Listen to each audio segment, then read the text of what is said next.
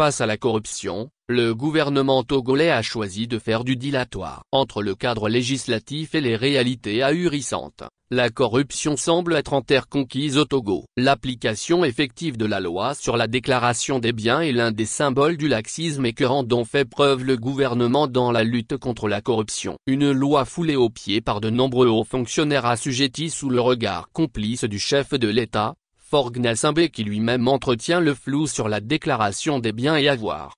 La semaine dernière, Transparency International a publié l'indice de perception de la corruption. Dans son rapport, cet organisme a révélé que la corruption dans le secteur public est alarmante dans de nombreux pays. Le Togo se classe 26e parmi les pays africains les plus corrompus, avec un score de 32 points sur 100, le plaçant au même niveau que le Kenya et l'Angola. Par rapport à 2023, le pays gagne une place. À l'échelle mondiale, la moyenne reste stable à 43 points, tandis que l'Afrique subsaharienne affiche le score le plus bas, avec une moyenne de 33. Globalement, le Togo fait du surplace dans la lutte contre la corruption et présente toujours de graves lacunes. La corruption est une menace mondiale en constante évolution qui ne se contente pas de saper le développement, loin de là, c'est une cause essentielle du déclin de la démocratie, de l'instabilité et des violations des droits humains. La communauté internationale et chaque nation doivent faire de la lutte contre la corruption une priorité absolue à long terme. C'est capital pour faire reculer l'autoritarisme et parvenir à un monde pacifique,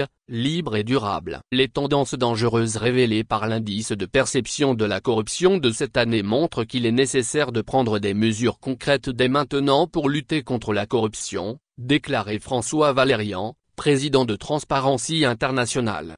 La consécration du dilatoire. Au Togo, justement, depuis de nombreuses années, de nombreuses réformes ont été opérées pour enclencher véritablement la lutte contre ce phénomène qui gangrène le développement du pays et enfonce les populations dans la précarité. Parmi les réformes majeures figurent la déclaration des biens et avoirs qui est une obligation pour des fonctionnaires et certaines personnes exposées ou gérants des derniers publics. Mais depuis, les personnes concernées ne se bousculent pour déclarer leurs biens. Officiellement, la dernière personne à se plier à cette obligation est le président de la Haute Autorité de Prévention et de Lutte contre la Corruption et les infractions assimilées, Aplusia, Abakimola Balou. C'était le 14 mars 2023. L'article 145 de la Constitution togolaise prescrit que toute personnalité citée dans cet article doit faire la déclaration des biens et avoirs à l'occasion de son entrée en fonction et à la fin, avait-il déclaré avant d'ajouter que c'est une obligation en matière de bonne gouvernance et de la transparence. Chaque assujetti, a-t-il dit,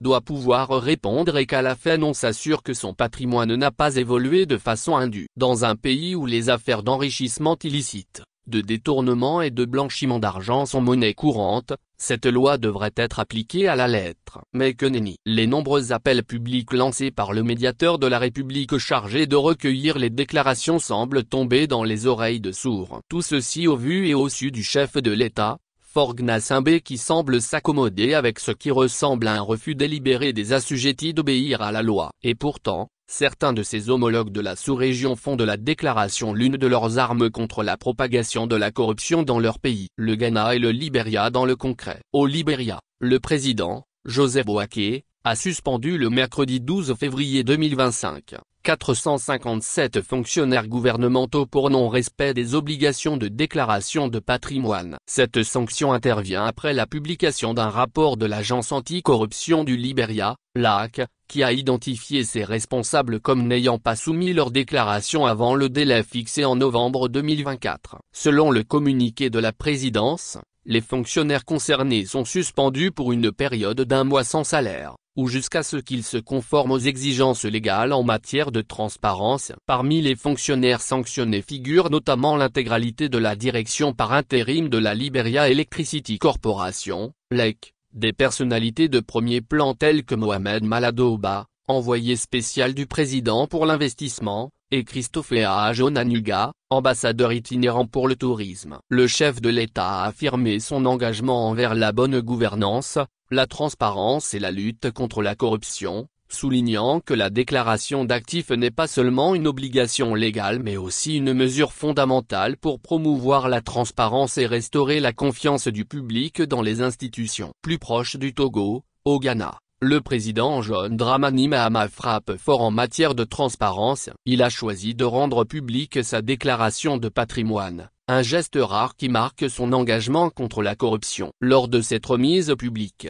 Mahama a insisté sur l'importance de la prévention dans la lutte contre la corruption. Selon lui, au-delà des mesures répressives, il est primordial de mettre en place des mécanismes pour empêcher les dérives. Les hauts fonctionnaires et ministres sont appelés à respecter cette obligation. En se positionnant publiquement pour la déclaration des biens, ces deux chefs d'État envoient un message fort dans le renforcement de la lutte contre la corruption. En effet, la déclaration de patrimoine, bien conçue et appliquée avec rigueur, constitue un levier efficace pour garantir l'intégrité des décideurs. Mais au Togo, la déclaration des biens n'est devenue qu'une réforme brandie pour cacher la mauvaise foi dans un semblant de lutte contre la corruption.